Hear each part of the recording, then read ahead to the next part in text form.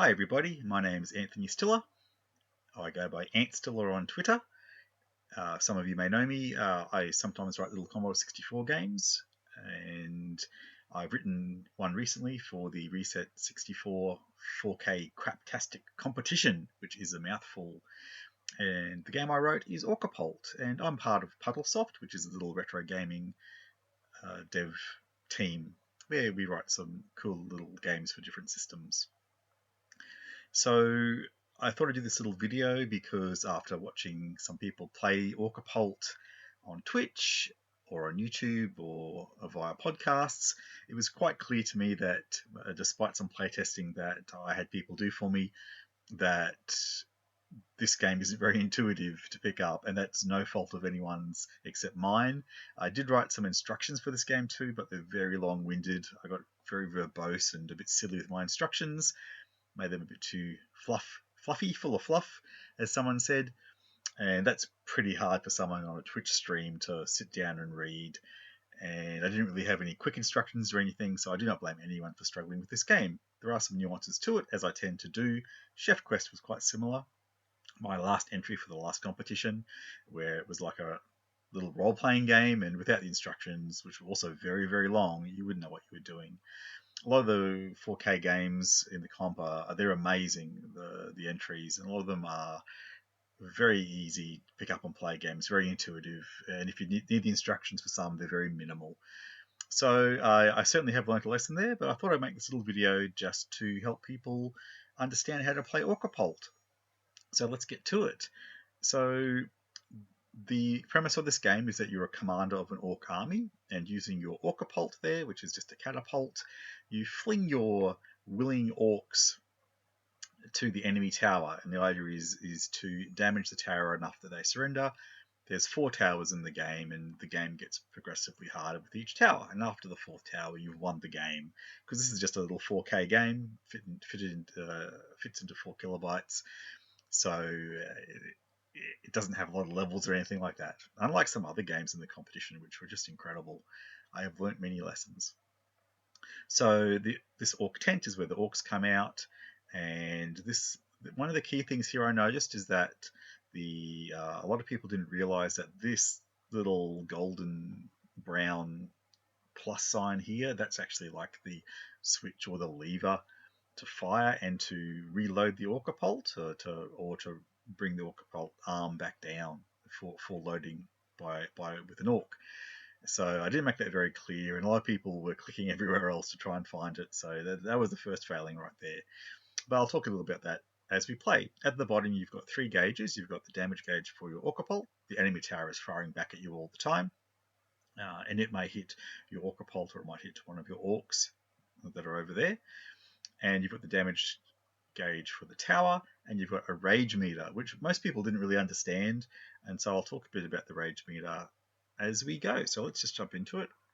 I'm just playing this on the Vice emulator here, so away we go. So I'll just quickly pause it. So you can see here, this is our pointer. It's a little commander's sword. You move that around the screen to interact with your orc and the catapult primarily. That's all you do. So what's key to note here is that our little orc has appeared, and what you also note is these 2 little flags here.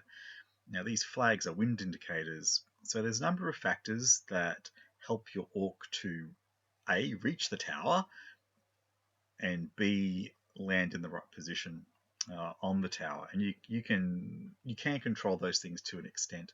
A few people complained that the game was too random, and I totally get that, but it's not quite as random as it seems. You actually have a fair bit of control over the orc. It's just not very obvious. I think even if you read the instructions, it's not very obvious. Anyway, I'll unpause the game, and away we go. So you'll see the enemy tower's fired a rock, and you'll see it's killed the orc.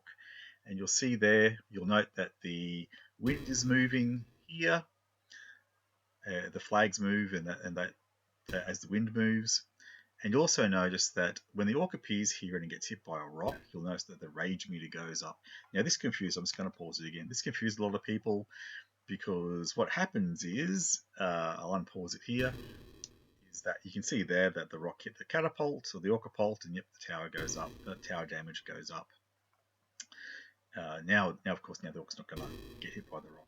But what happens is, as the rage meter builds up, it actually builds up slowly over time as well. Now, you'll notice here it's full, and the orc goes red, which means he's gone berserk because the rage is full, and he jumps back and forwards into the Orcapult. And a lot of people just didn't understand what this meant. It just meant basically the orc's gone berserk, so he's actually doing damage to your own Orcapult. You'll see that the damage jumped up because the rock hit it, and the Orcapult jumped on it and hit it too. The orc jumped on it and hit it as well. So I'm actually going to just hit him with my sword and get rid of him and kill him. You'll notice that the rage gauge drops straight away when I did that. We'll cover that a little bit later on. Anyway, the damage is continuing to go up here. Of course, when the damage is full, the game is over. And it's almost full now, but we'll see what we can do before the damage gets full. If it gets full, we'll just restart. So you see that the flags are moving as the wind blows in various directions, and this is how the game starts with the Orcapult like this, and it's blown up and we've lost. So we'll just jump back straight in again. So you see that the Orcapult starts in this position here. That's the ready to be loaded position. We'll hit the orc to load him in. One other thing I'll just quickly notice as you take damage, you'll notice that, you may notice, depending on your frame rate, etc., when you're watching this, is that the Orcapult arm actually flashes like that when it gets damaged. Some people didn't understand what that meant either, which, yeah, I totally get. Anyway, a little orc's in the bucket of the Orcapult. So what we want to do is we want to fling this orc to the tower. So we want to make sure we get the distance right. Now, either the orc's going to splat on the side or he'll land right on the top. Either way, you'll do a bit of damage to the tower, but if you get him on the top, he goes into the tower and he fights all the guards inside. You have to imagine that part, and he does more damage that way. So we want to try and get him into the tower and not splat on the side. So to do that, he needs a good tailwind. So the better the tailwind, i.e. when the flag's pointing the rightmost, like that, that gives us a really, really good chance of the orc making the distance and getting to the top of the tower. Now, there's another factor to this to ensure that you get that distance right, and that's how the orc's looking up and down here. And a lot of people didn't even realize this. It is in the instructions, but again, they're long-winded.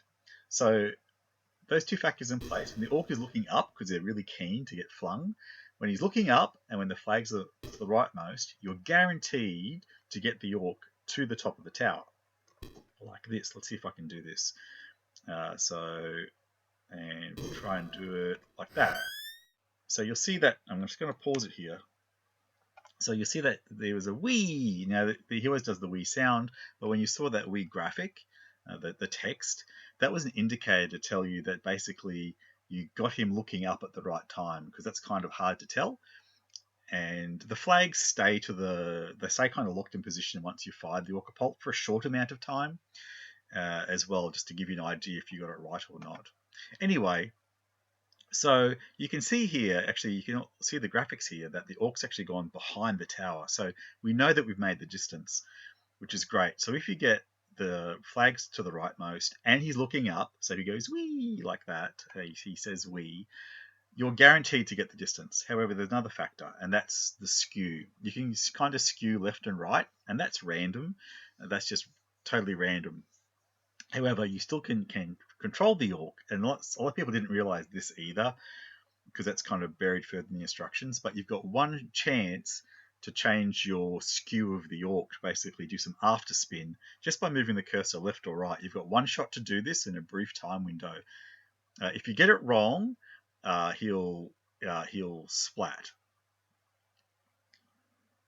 So if I unpause the game, you'll see that he's gone splat like that. So now he's raged up again. So to do this other part, and this also confused people as well. I think everything about this game is confusing. You've got to hit the Orcapult 6 times here to reload. And if you do it one more time, like this, it'll fire again. So that frustrated a lot of people. That frustrated a lot of people.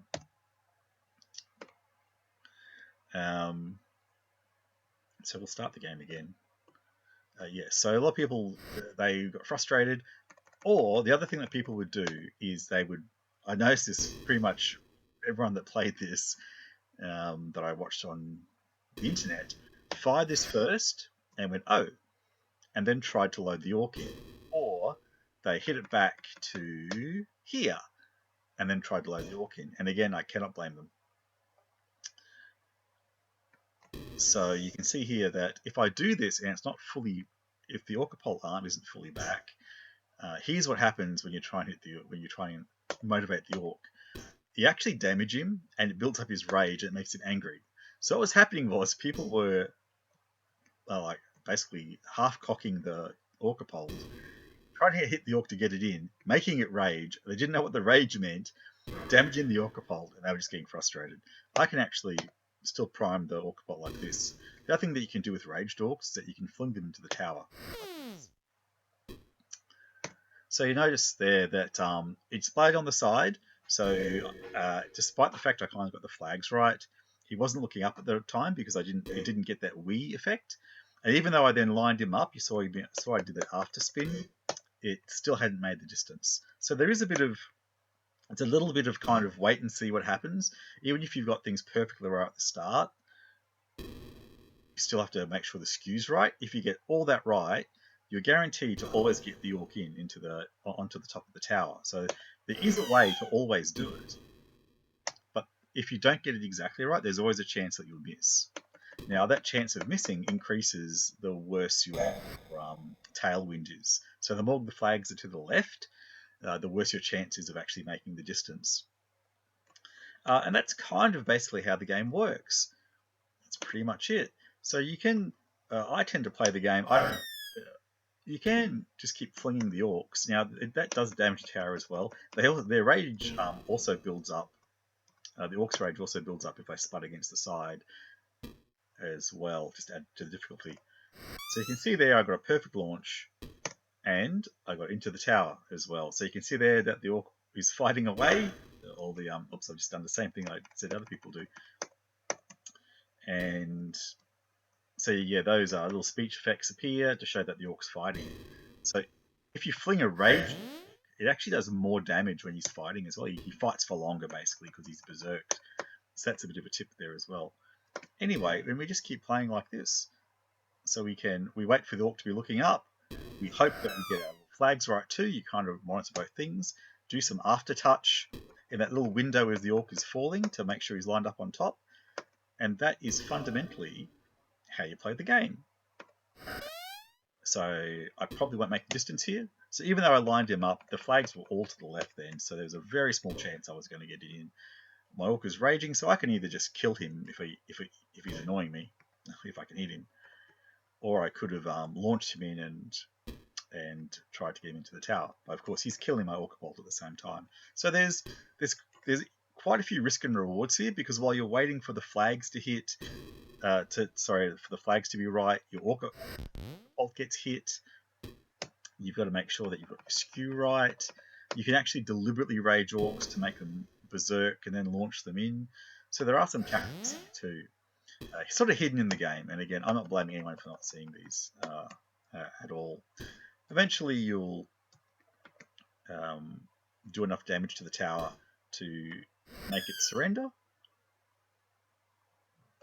and when it surrenders, the new tower comes next, and you have to take out that tower.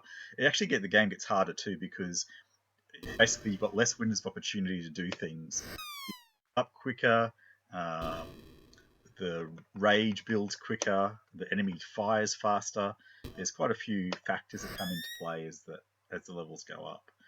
So you'll see here now I've got a raged Orc in. Now that'll probably mean I've won. Yep. So you can see here I've beat the tower, and then you play and continue. Anyway, I'll leave it there. Thank you very much for listening. I hope that if you do end up playing this game, this actually increases your enjoyment of it. It was a lot of fun actually writing the game. I've learned heaps from it. I really appreciate everyone playing it and all the feedback I got, both constructive and it was all constructive. I really appreciate the positive feedback, but also appreciated the negative feedback as well, because it just helps make a better game. So thanks everyone. Hope you have a good day or evening.